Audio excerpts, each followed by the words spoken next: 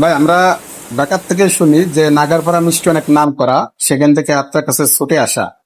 তা আপনাদের মিষ্টি এত ব্যতিক্রম কেন একটু বলেন তো ভাই। জি। উম, জি হ্যাঁ। আমাদের একাই ছানার মিষ্টি, আমার মিষ্টি হলো ভালো বেশি।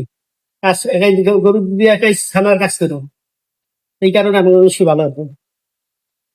আচ্ছা, আমরা ঢাকাতে দেখি তারাও কিন্তু ছানাতে বানায়, হ্যাঁ, কিন্তু আপনাদের মিষ্টি এত ব্যতিক্রম হওয়ার কারণটা কি, একটু প্রসেসিংটা যদি একটু বলতেন।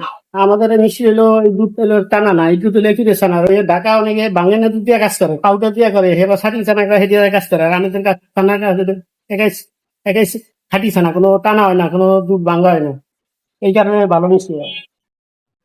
আচ্ছা, এ কতদিন ধরে আপনি মিষ্টি বিক্রি করেন? মিষ্টি আমি তো অনেক বছর ধরে, প্রায় 30 থেকে 40 বছর। 40 বছর? আপনার বয়স কত ভাই? দশ পরে 55 মতো। 55? তার মানে আপনি ছোটবেলা থেকে মিষ্টি বানান। যে যে যে আমার আব্বাই কাছে, এই কারণে আমার করা। আচ্ছা আচ্ছা। আপনারা কত আইটেম মিষ্টি বানান? আমরা এখানে পাবে রসমালাই, দই, ছানা, রসমালাই, দই, ছানা, এরপর হলো কালো মিষ্টি, এই আচ্ছা, এই যে যে মিষ্টিটা বানাচ্ছেন এটা কি মিষ্টি? এটা রসগোল্লা। রসগোল্লা রসগোল্লা। আচ্ছা, এর পিস কয় টাকা বিক্রি হয়? 20 টাকা, 20 টাকা 20 টাকা পিস। কেজি কত? কেজি 320 টাকা। 320 টাকা কেজি। 1 কেজিতে কয় পিস হয়? 1 কেজি দিলে 16 পিস। 16 পিস।